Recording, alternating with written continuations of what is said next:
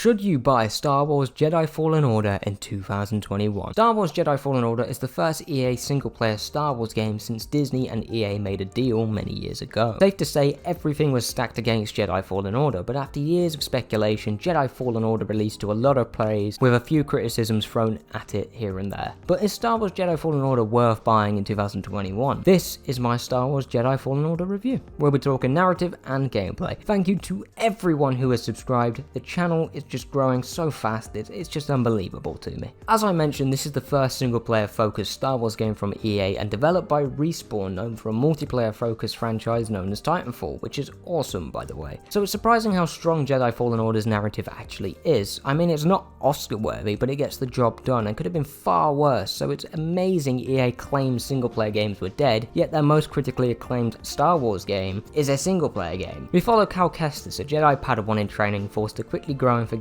what he was taught through no fault of his own. Master, trust only in the Force. She breathes!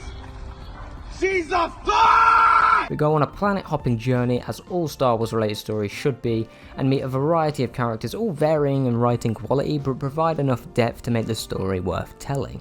As I mentioned, it's not Oscar-worthy, as the narrative takes almost no risks, which is unfortunate. It's very formulaic and is more about the world of Star Wars rather than the characters we play as, which is unfortunate.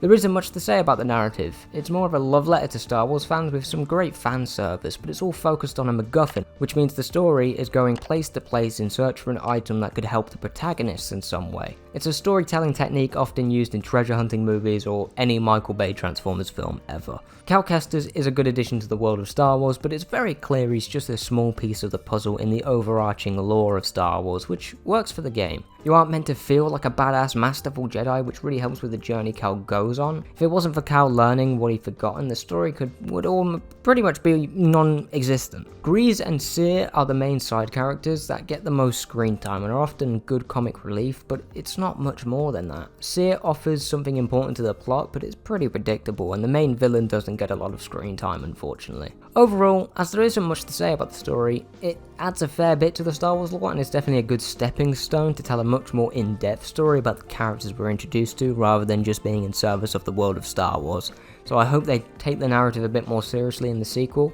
Not saying they didn't this time, but you know, just spice it up a little bit.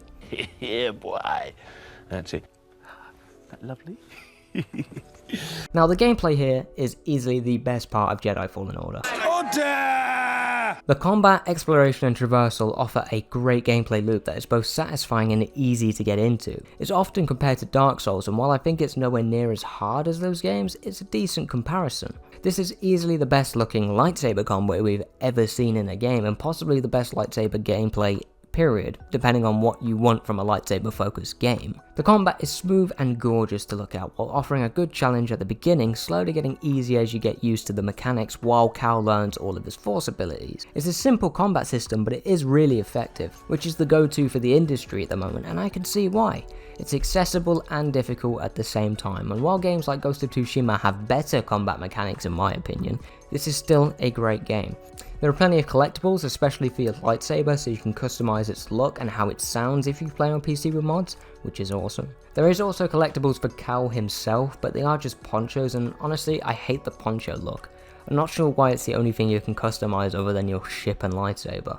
It would have been really cool to equip some classic looks like Obi-Wan's robes or something a bit more creative than a poncho, but that's just personal taste.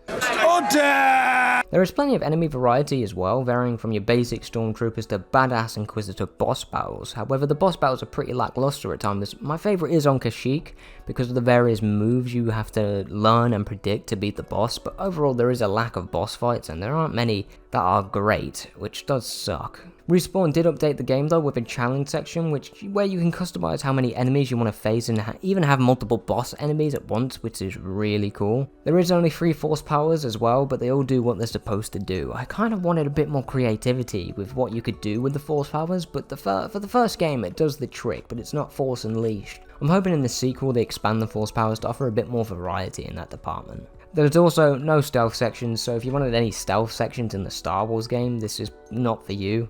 I'm still waiting for a stealth-based Star Wars game. I think that would actually be really cool. The world is split into multiple planets, each with their own collectibles and missions, and you visit them a minimum of 2 times throughout the story with your new Force ability, allowing you to access areas you previously couldn't. So this is not an open world game, it's big sections of a planet you're free to explore as much as you like, but there isn't much point when you've collected all the collectibles on the planet, so that's up to you what you want to do. Overall, for Respawn's first Star Wars game, this is top notch. And I can only hope that they build on what they've made with the sequel, but hopefully they are making Titanfall 3 right now. I'd rather have a Titanfall 3, I'll be honest. It's a decent game, and I definitely think it's worth buying in 2021, especially with all the updates.